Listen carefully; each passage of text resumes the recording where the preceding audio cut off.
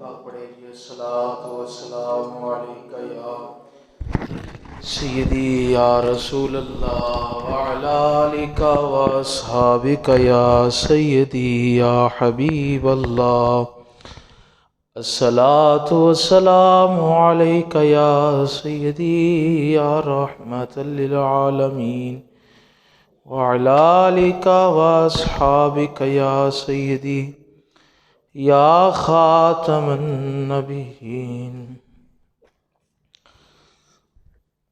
الحمد للہ رب العالمین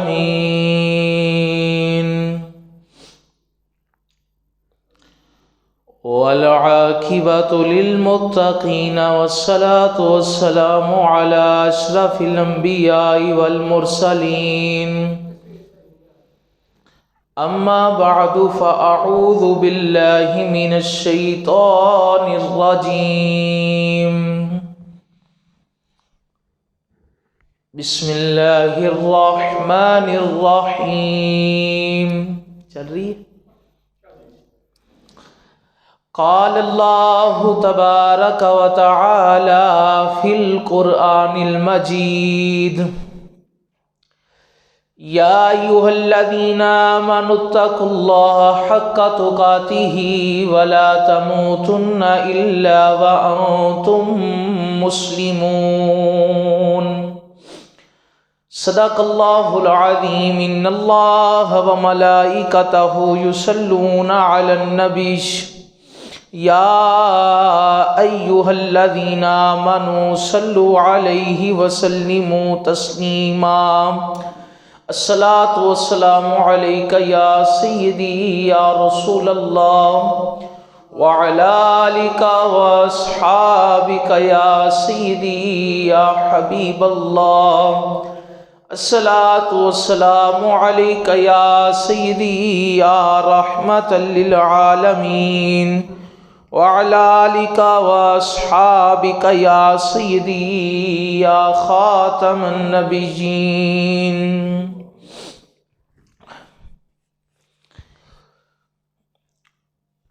ان کی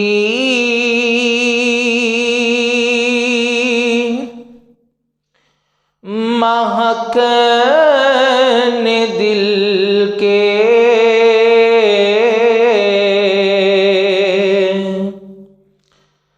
غنچے کھلا دیے ہیں ان کی مہک نے دل کے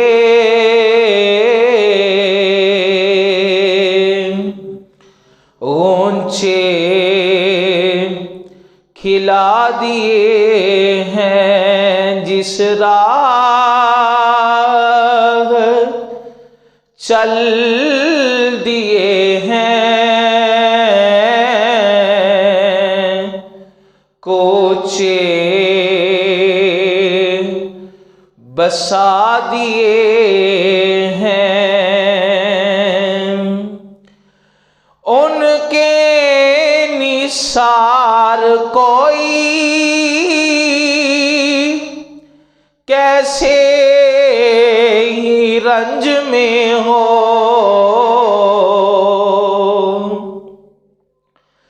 ان کے نثار کوئی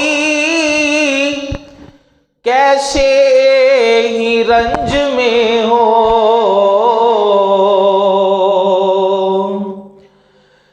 جب یاد آگے ہیں سب غم بلا دیے ہیں جب یاد آگے ہیں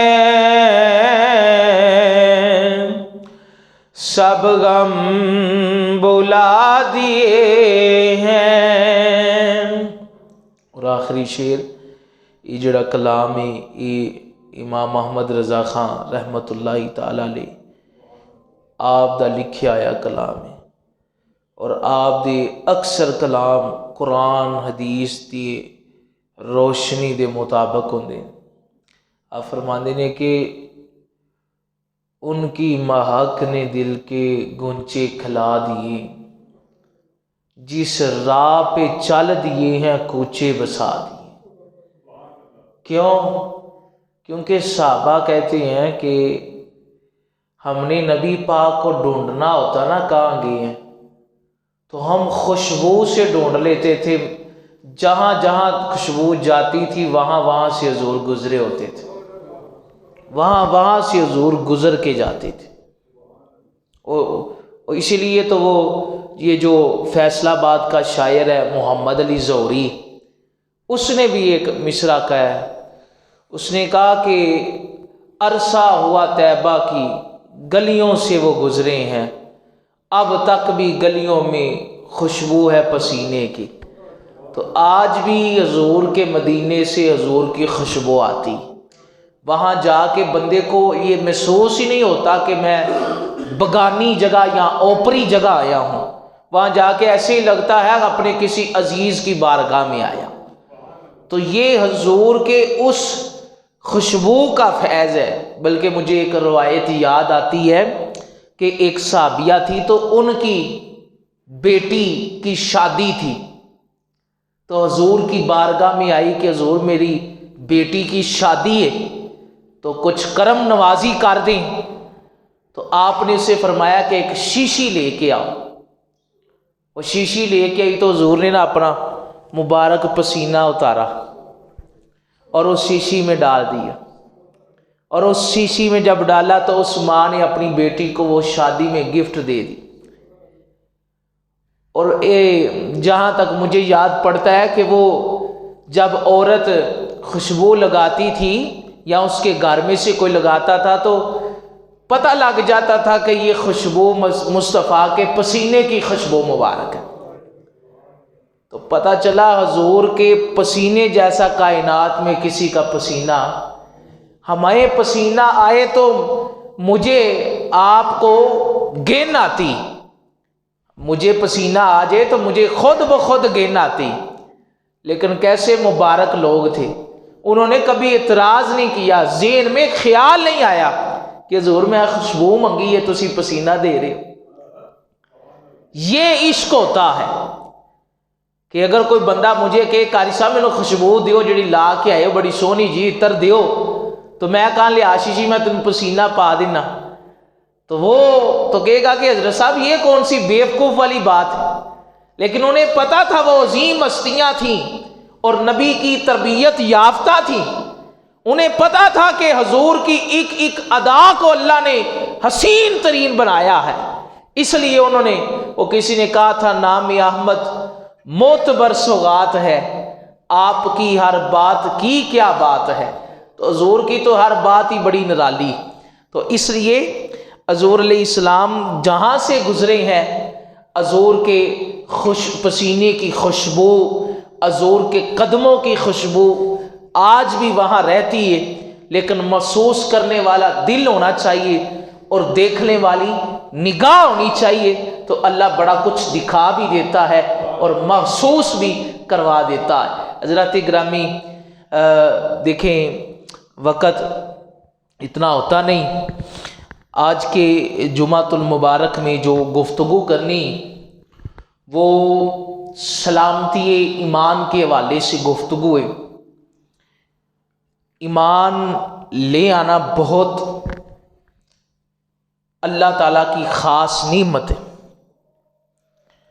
اللہ نے ہمیں انسان بنایا، یہ بھی بہت بڑی کرم نوازی اس کی۔ اگر وہ کتا بھی بنا دیتا نا ہمیں تو اس کی بارگاہ میں اعتراض کوئی نہیں تھا۔ وہ ایک اللہ کے ولی تھے، تو وہ آج کل جیسے بارش ہوئی تو چکڑ بڑا آیا ہے، تو ایک اللہ کے ولی گزر رہے تھے تو کپڑے کنج کے گزر رہے تھے، تو ایک کتا پاس کھڑا تھا، تو آپ نا کپڑے کنج کے گزر رہے تھے، تو اس وجہ سے کہ میں نماز پڑھنی ہے، کتے کتا دوڑیا تو چھٹا پائے گا تو کپڑے خراب ہو جائیں گے۔ تو اللہ کے ولی تھے، تو اس نے نا جب وہ گزرے تو اللہ نے کتے کو بھی زبان عطا کی، وہ جسے چاہے ان لوگوں کی گویائی اور ان لوگوں کی آواز سنا دیتا ہے۔ تو کتا کہنے لگا حضور یہ کپڑے کونجکے پہ ٹر دیو چ میرا کی قصور ہے، جس رب نے تانوں انسان بنایا انہیں مینوں کتا بنایا۔ تو یہ ایک وہ اعلیٰ مقام ہے کہ جس مقام پہ جا کے بندہ سجدہ شکر اور اللہ تعالیٰ کی بارگاہ میں گڑ گڑا پڑے کہ مالک تو نے مجھے کو کھوتا کوڑا کو کتا نہیں بنایا، انسان بنایا، اور انسان کے بعد پھر سب سے کامیاب ترین جو اسلام تھا، مذہب تھا، مجھے دین اسلام مسلمان بنایا۔ اب یہ فرقہ بازی اور بڑا کچھ چل پڑا ہے، پہلے دور میں یہ نہیں تھا۔ اب چونکہ جب لوگوں نے قرآن حدیث سے اپنے اپنے معنی مراد لیے، ڈنڈیاں ماری ترجموں میں، اصل قرآن میں کسی نے کوئی ڈنڈی نہیں ماری، قرآن کی زبر زیر پیش محفوظ ہے، ڈنڈی آ کے لگتی ترجمے کے اندر، جہاں سے عام بندہ سمجھتا ہے یار پتہ نہیں اس کا یہ ترجمہ ہے یہ ترجمہ ہے۔ بہرحال ایمان اللہ تعالیٰ کی بہت بڑی دین ہے، اور اس دین پہ میرے نبی پاک صلی اللہ علیہ وسلم آپ پہ اترنے والے قرآن میں اللہ پاک نے فرمایا یا ایھا الذین آمنوا اتقوا اللہ حق تقاتہ ولا تموتن الا وانتم مسلمون۔ فرمایا کہ اے ایمان والو اللہ سے ڈرنا، اللہ سے ڈرنا، حق تقاتہ، لفظ دیکھیں، حق تقاتہ جیسا کہ اسے ڈرنے کا حق ہے۔ فرمایا اللہ سے ایسے ڈرنا جیسا کہ اسے ڈرنے کا حق ہے۔ ولا تموتن الا وانتم مسلمون، اور فرمایا مرنا نہیں مگر مسلمان ہی، مسلمان ہی مرنا، کوئی اور مذہب لے کے نہ مر جانا۔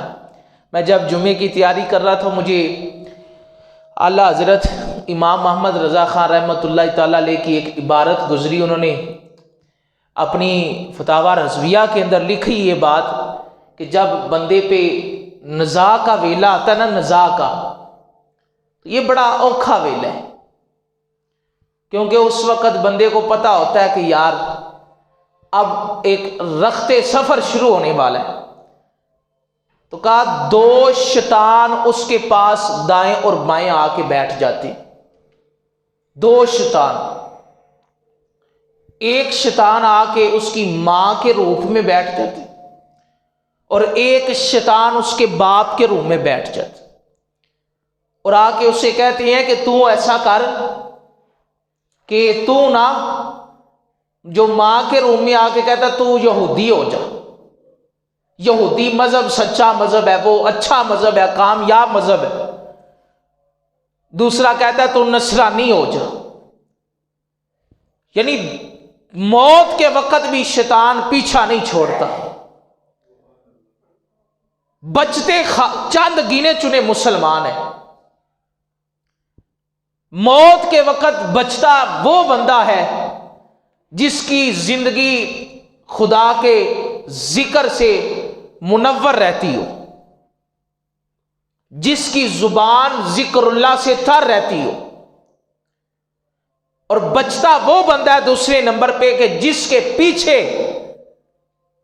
کسی نیک ولی کا ہاتھ ہو، صحبت کامل ہو، مرشد جسے ہمارے پیر کہتے ہیں، پیر کامل ہو تو بندہ بچ جاتا ہے، کیونکہ بندہ آپ کو جاؤ نا چنگیاں دے لڑ لگ جے تے اللہ ان چنگوں کی بدولت مندوں کو بھی بخش دیتا، چنگوں کے لڑ لگنے سے تو کتے بھی بخشے جاتے۔ وہ 15واں سپارہ پڑھ کے دیکھے سورۃ کہف، وہ چند اللہ کے نیک بندے تھے، تو دقیانوس بادشاہ تھا اس دور کا، تو بادشاہ ظالم بھی بڑے آئے ہیں نیک بھی بڑے ہیں۔ دقیانوس بادشاہ نے نا چند اصحاب کہف اللہ کے کچھ نیک بندے تھے ان پہ زمین تنگ کر دی، اس نے کہا تم ادھر عبادت کرتے ہو میری عبادت کرو ایسے ویسے۔ اللہ کے نیک بندے تھے چند، تو انہوں نے بادشاہ سے بچنے کے لیے اس نے کہا بادشاہ تو ہمیں جان سے مار دے گا. انہوں نے ایک غار کا رخ کر لیا. جب غار کی طرف گئے تو رستے میں ایک چرواہا اور اس کا ایک کتا تھا. یہ دونوں لوگ بھی ان نیک لوگوں کے ساتھ چلے گئے اور اس غار میں جا کے آرام کرنے لگے. قرآن کہتا ہے انہوں نے 309 سال آرام کیا. دقیانوس مر گیا، اس کے بعد کئی آئے چلے گئے. 309 سال اللہ نے ان پہ نیند کو طاری کر دیا. بھائی صاحب 309 سال بعد جب اٹھے تو جسم بھی سلامت تھے، کپڑے بھی سلامت تھے. یہ ولی اس امت کے نہیں، یہ ولی سابقہ امتوں کے. اگر سابقہ امتوں کے ولیوں کے جسم سلامت رہ سکتے ہیں کئی سو سال گزرنے کے بعد، تو پھر داتا صاحب کی قبر کا عالم کیا ہوگا؟ پھر خواجہ صاحب کی قبر کا عالم کیا ہوگا؟ پھر غوث پاک کی قبر کا عالم کیا ہوگا؟ پھر نظام پاک کی قبر کا عالم کیا ہوگا؟ اور پھر فرید پاک کی قبر کا عالم کیا ہوگا؟ تو جب ان لوگوں کے جسم سلامت تھے، کفن سلامت تھے، کپڑے سلامت تھے، تو اگر وہ ولی زندہ رہ سکتے ہیں جو پرانی امت کی ہیں، تو جو اس امت جو ساری امتوں سے افضل امت ہے، اس امت کے ولی زندہ نہیں رہ سکتے. تو یہ ایک سوچنے کی بات ہے جو جس کے اندر عقل ہو اس کو سمجھ آ سکتی. حضرات محترم، فرمایا کہ کامیاب ترین بندہ وہی ہے جس کا خاتمہ ایمان پہ ہو، جس کا خاتمہ ایمان پہ ہو. ایک اللہ کے ولی گزرے ہیں عبداللہ مؤذن. وہ کعبے کے اندر ایک شخص کو طواف کرتے ہوئے بڑے غور سے دیکھ رہے تھے. تو وہ بندہ بار بار یہی دعا مانگ رہا تھا، یا اللہ میرا خاتمہ ایمان پہ کرنا، یا اللہ میرا خاتمہ ایمان پہ کرنا. نے پوچھا تجھے کوئی اور دعا نہیں آتی؟ کوئی دعا مانگی جانے، کوئی اور دعا بھی مانگا کر. تو کہنے لگا اور کیا مانگوں، میرے 2 بھائی تھے. پہلے ایک بھائی نے کئی سال مسجد میں اذان دی، اور پھر دوسرے بھائی نے بھی 30 سال مسجد میں فی سبیل اللہ اذان دی. لیکن جب دونوں کا آخری ویلا آیا نا، تو وہ کلمہ کفر بول کے دنیا سے گئی. تو میں نے یہ نتیجہ نکالا کہ جس کا آخری لمحہ مبارک ہو گیا نا، اللہ اس کی زندگی کی خطائیں بھی معاف کر دے. زندگی کی خطائیں بھی اللہ درگزر کر دے. لیکن آخری ویلا اس کا ٹھیک ہونا چاہیے. مسلم شریف کی حدیث مبارک ہے، فرمایا یبعث کل عبد علی ما مات علیہ. تھوڑے سے الفاظ ہیں لیکن گنے چنے الفاظوں میں اللہ کے حبیب نے بڑی سونی بات کی. فرمایا یبعث کل عبد علی ما مات علیہ. فرمایا قیامت کے دن ہر بندہ اسی حالت میں اٹھے گا جس حالت میں دنیا سے گیا، اسی حالت میں. یہ پچھلے دنوں ایک ویڈیو دیکھی، ایک بندہ ڈھول بجاتا ہوا اس کی روح پرواز کر گئی. ڈھول بجا رہا تھا. اب وہ اللہ کی بارگاہ میں کیا جواب دے گا؟ کئی لوگ شراب پیتے ہوئے شراب لڑ جاتی، شرابی مر جاتے. کئی لوگ زنا کرتے ہوئے اٹیک ہو جاتا ہے، گندا کام کرتے دنیا سے چلے جاتی. کئی لوگ رشوت لیتے ہوتے، کئی ڈانس کرتے ہوئے ڈراموں میں مر جاتے، کئی ویڈیو آتی. اور کئی ناچ گانے کی پارٹی میں رقص کرتے ہوتے، طوفان آتا ہے، کئی بندے مر جاتے. ایسے لوگ اللہ کی بارگاہ میں کس طرح پیش ہوں گے، ان کو خود ہی غور و فکر کر لینا چاہیے. اور کچھ لوگ ایسے بھی ہوں گے جن کا انتقال سجدے میں ہوا ہوگا. جو قیامت کے دن بھی اٹھیں گے تو سجدہ کرتے ہوئے اٹھیں گے، اور کچھ لوگ ایسے بھی ہوں گے جن کا انتقال میدان جنگ میں ہوا ہوگا، اور کچھ لوگ ایسے بھی ہوں گے جن کا انتقال قرآن کے اوراق پہ کو پڑھتے ہوئے ہوا ہوگا۔ بڑے سارے لوگ ہیں۔ حضرت عمر کا انتقال مصلی رسول پہ ہوا، تو حضرت عمر کو چھوٹی ہستی نہیں، جب قیامت کے دن اٹھے گی تو مصلی رسول پہ کھڑے ہوں گے۔ اور حضرت عثمان کا جب انتقال ہوا تو آپ قرآن کی تلاوت کر رہے تھے، اور آپ کے ایک ہاتھ میں قرآن تھا اور پہلا سپارہ تھا، اور قرآن کی آیت تھی فَسَيَكْفِيكَهُمُ اللَّهُ وَهُوَ السَّمِيعُ الْعَلِيمُ صِبْغَةَ اللَّهِ وَمَنْ أَحْسَنُ مِنَ اللَّهِ صِبْغَةً۔ قرآن کی آیت پڑھ رہے تھے کہ اللہ کا رنگ سب سے سونا رنگ ہے، اور وہی سب کو کافی ہے، سمیع بھی ہے، علیم بھی ہے۔ جب اس آیت پہ پہنچے فَسَيَكْفِيكَهُمُ اللَّهُ، تو اس وقت مدینے میں بلوائی ایک گروہ تھا جو بدعتی گروہ تھا، اس نے حضرت عثمان غنی کے اوپر وار کر دیا، اور آپ کی بیوی نائلہ، حضرت نائلہ رضی اللہ عنہا اس وقت آپ کے گھر میں موجود تھی۔ اس نے آگے بڑھ کے اپنے ہاتھ پہ ایک تلوار کا زخم سہا، اور جب آپ اس آیت پہ پہنچے تو آپ کا انتقال ہو چکا تھا۔ میں کہتا ہوں مصطفیٰ کی اس حدیث پر غور کریں، یبعث کل عبد علی ما مات علیہ، جڑا بندہ جس حالت میں مرے گا اور قیامت کے دن اسی حالت میں اٹھے گا۔ میں کہتا ہوں عثمان تیری عظمت پہ قربان جاؤ کہ جب قیامت کا میدان ہوگا کوئی شرابی اٹھے گا، کوئی بدکاری کرتا ہوا اٹھے گا، کوئی زنا کرتا ہوا اٹھے گا، لیکن عثمان غنی کی عظمت پہ قربان جائے، جب قیامت کے دن اٹھیں گے تو رب کا قرآن پڑھتے ہوئے اللہ کے فضل سے اٹھیں گے، رب کا قرآن پڑھتے ہوں گے۔ اور پھر امام حسین کی تو بات ہی نرالی ہے، امام حسین کی تو بات ہی نرالی ہے۔ قیامت کا دن ہوگا، سر سجدے میں ہوگا، اور رب کے حضور سجدہ کرتے ہوئے اللہ کی بارگاہ میں آئیں گے۔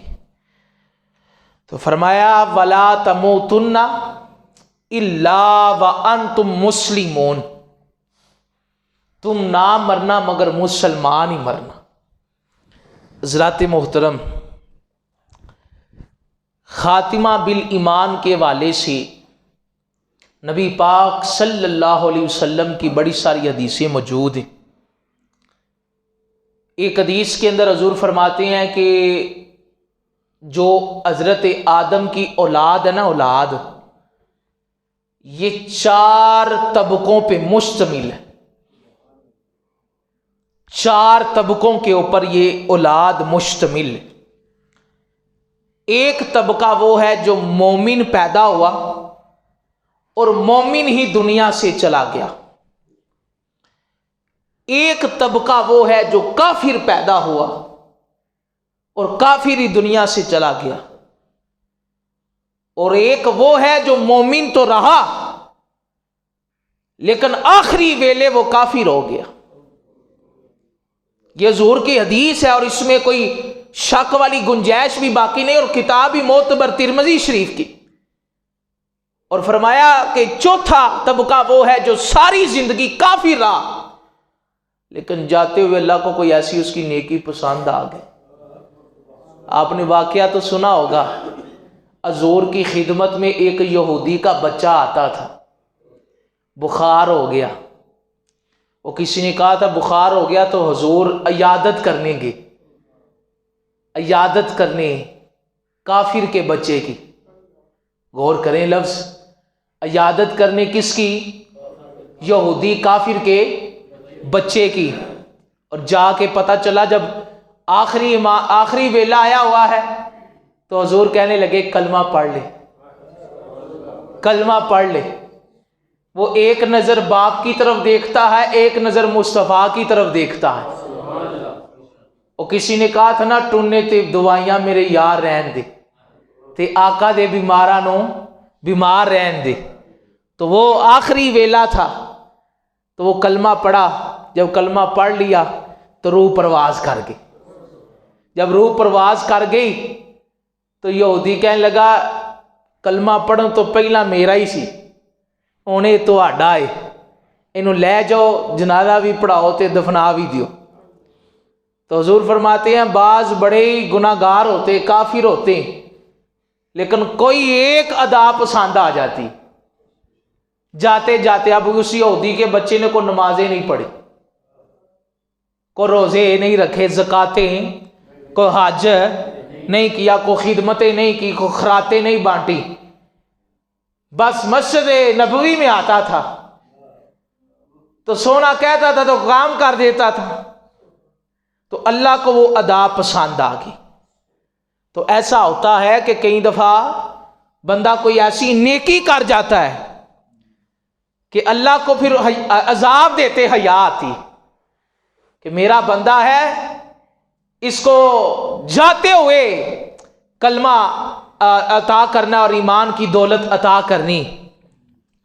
امام حسن بصری اور دیگر بڑے سارے لوگ ہیں جنہوں نے ایمان پر خاتمے کے والے سے خصوصی گفتگو فرمائی،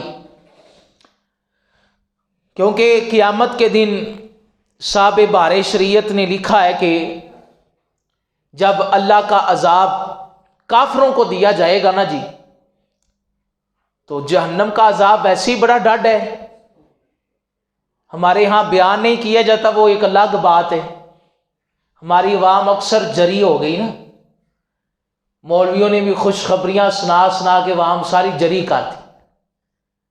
اب جس کو نماز کی دعوت دیں، قرآن کی دعوت دیں تو کہتے اسی تھے بخشے بخشائے لوگ،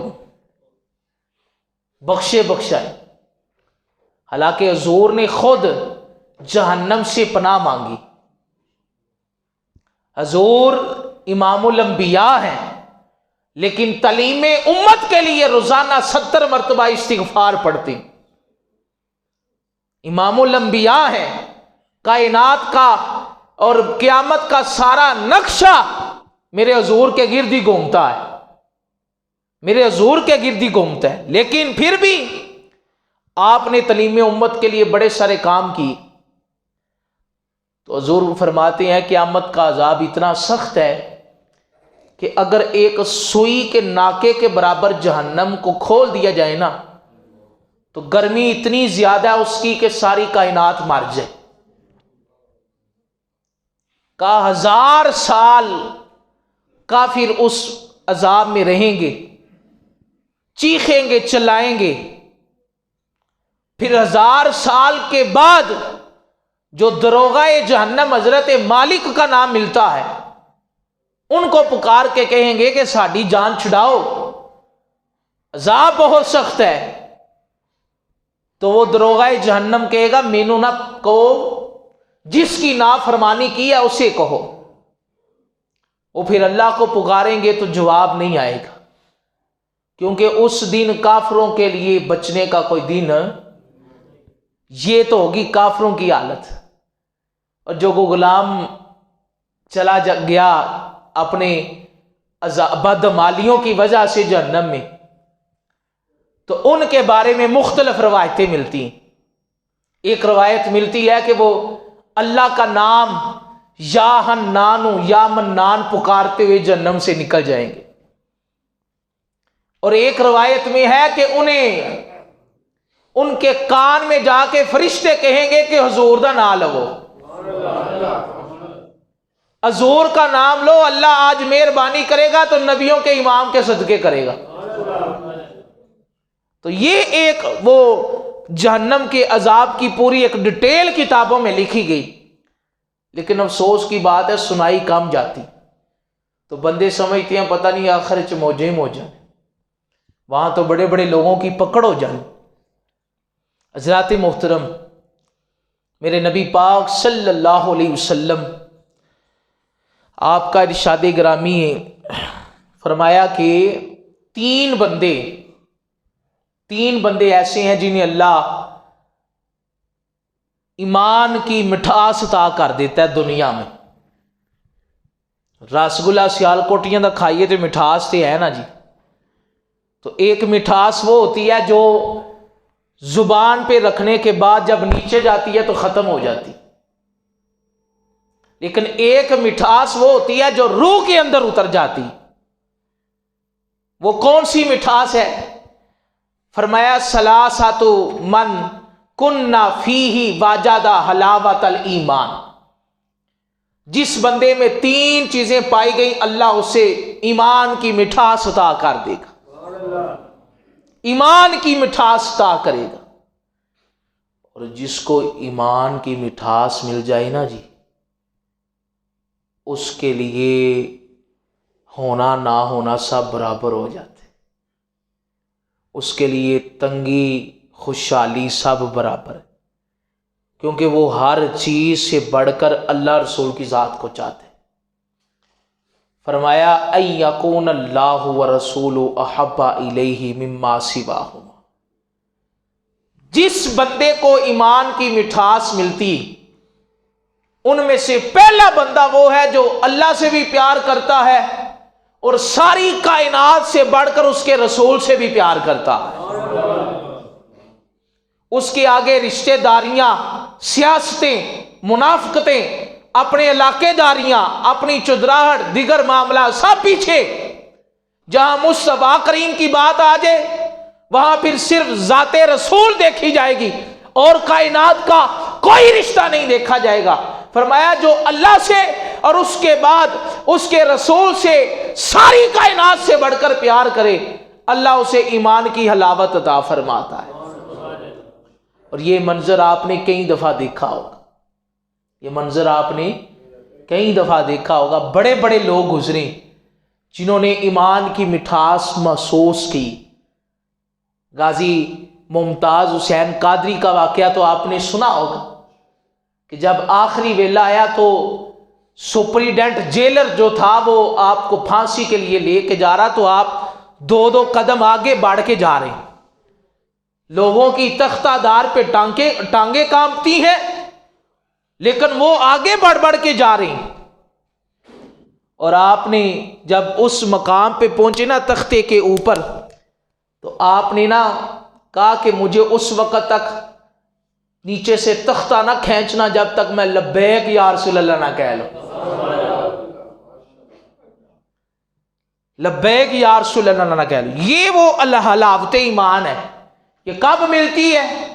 جب بندہ کائنات کی ہر چیز سے بڑھ کر مصطفیٰ سے پیار کرے. پھر اس کے لیے دنیا میں رہنا مشکل ہو جاتا ہے. کتنی کوشش ہوئی ممتاز قادری کو چھڑانے کے لیے، ابھی تھوڑا زمانہ گزرا، اتنا دور نہیں، لیکن خدا کو کچھ اور منظور تھا. کیوں؟ کیونکہ غازی نے وہ چیز دیکھ لی تھی جو ہم نہیں دیکھ سکے.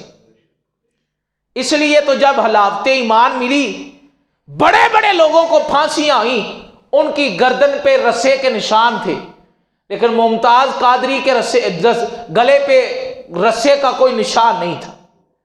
لوگوں کے وجود سکڑ جاتے ہیں، پھانسی ہوتی ہے، لیکن ممتاز قادری کا وجود تر و تازہ اور سلامت تھا. کراچی سے امیر اہل سنت حضرت پیر اتار قادری آپ کے بیٹے حاجی عبید صاحب نے، بلال صاحب نے آ کے غسل دیا، اور پھر وہ جسم کو ہاتھ لگاتے تھے تو ایسے لگتا تھا جیسے تازہ جسم. یہ وہ لوگ ہیں جن کو حلاوت ایمان ملی.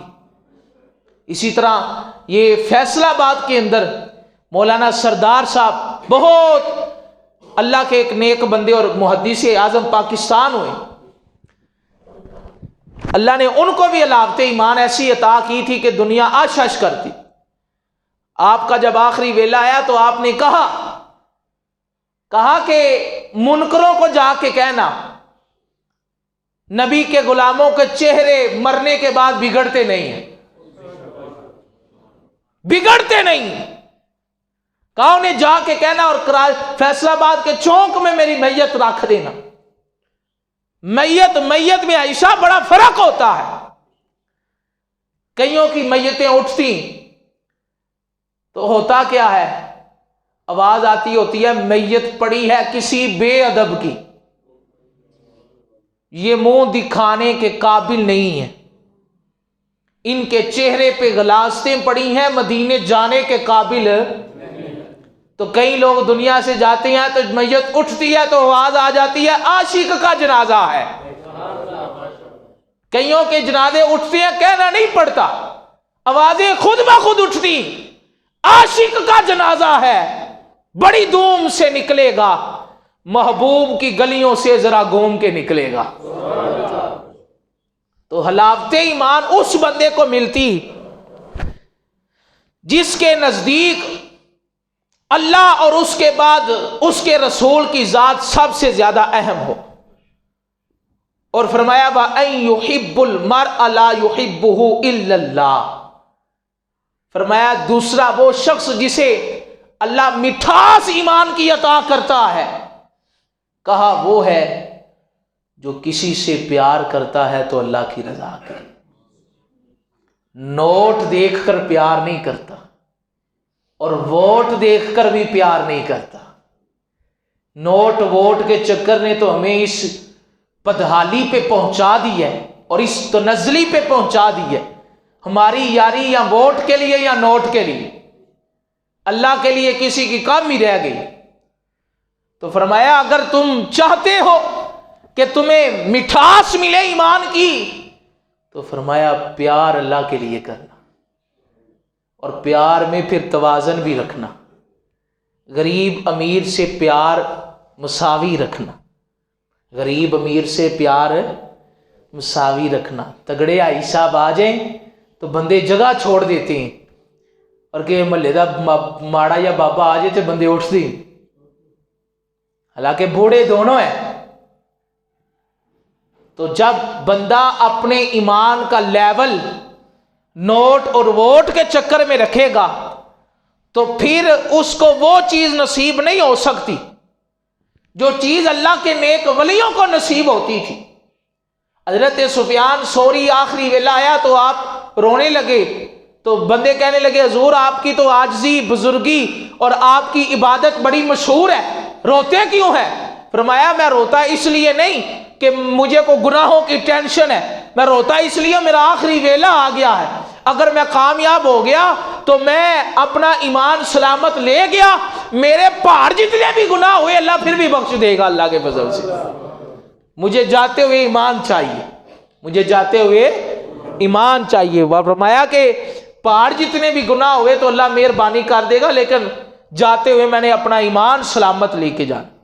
تو فرمایا جو دوسرا بندہ ہے جسے مٹھاس ایمان نصیب ہوگی وہ ہے جو اللہ کے لیے محبت کرتا، اللہ کے لیے محبت کرتے۔ کوشش کریں اپنی زندگی خوددار گزاریں، کسی کے ووٹ میں یا کسی کے نوٹ کے پریشر میں آنے کی ضرورت نہیں۔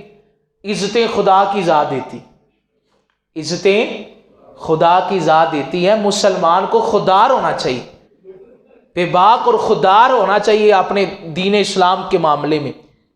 اور فرمایا وَأَن يَكْرَهَ أَن يَعُودَ فِي الْكُفْرِ كَمَا يَكْرَهُ أَن يُقْذَفَ فِي النَّارِ۔